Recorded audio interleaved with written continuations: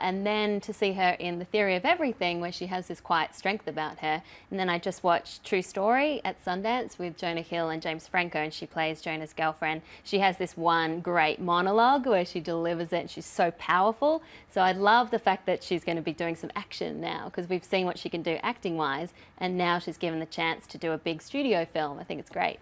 Yeah, I'm also a fan of Felicity Jones. I saw her in Like Crazy as well. It was very heartbreaking with her and Anton Yelchin.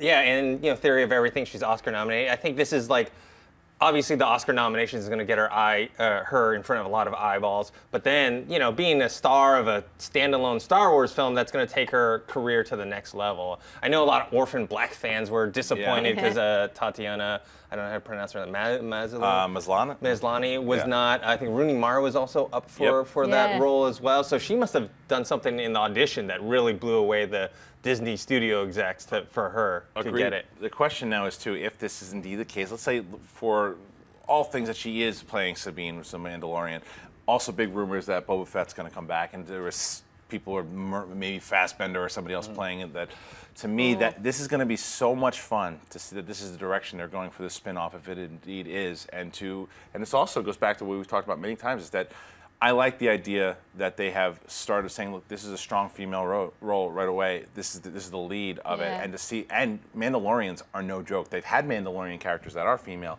in the Clone Wars series, in Rebels. So it's going to be something special. Okay, what do you guys think about Gareth Edwards directing and Chris Weitz writing the script? Well, I love About a Boy, Chris Weitz, but obviously it's going to be very different script to this. But Gareth Edwards, I didn't like Godzilla that much, but I still hold on to the Monsters Gareth Edwards. He showed so much promise in that indie, so I'm really hoping he does a good job. I think, and this is, again, just hoping that it is indeed the Bounty Hunter movie. I think he's perfect, if that is the movie, the dark tone to what's going to happen, into I want it to be a faster pace than it was in Godzilla, because when the action delivered in Godzilla, then it was cool. Albeit at the very end of the film, it delivered.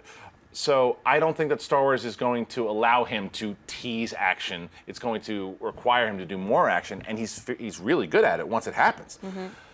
But we also got to put together a great story. We also got to put together why, if it is indeed why we're stealing these plans, how the bounty hunters get to do it, what the emotion is behind it. Because the Mandalorian people are a very complex race. So to finally get into the Mandalorian lore will be spectacular for Star Wars fans. Well, Chris Weitz is coming off of Cinderella, so he must have done a great job that Disney is like, okay, you can have you do the Star Wars movie. And he's touching it up, too, because remember, it was Witta's script first, and so that he's probably coming in doing.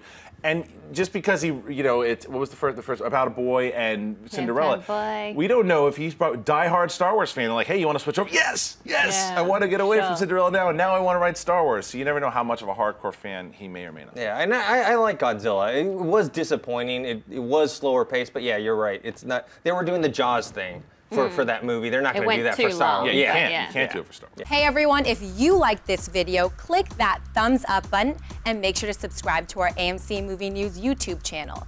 It's free and helps you stay up to date with all the latest movie news, as well as our daily AMC movie talk show.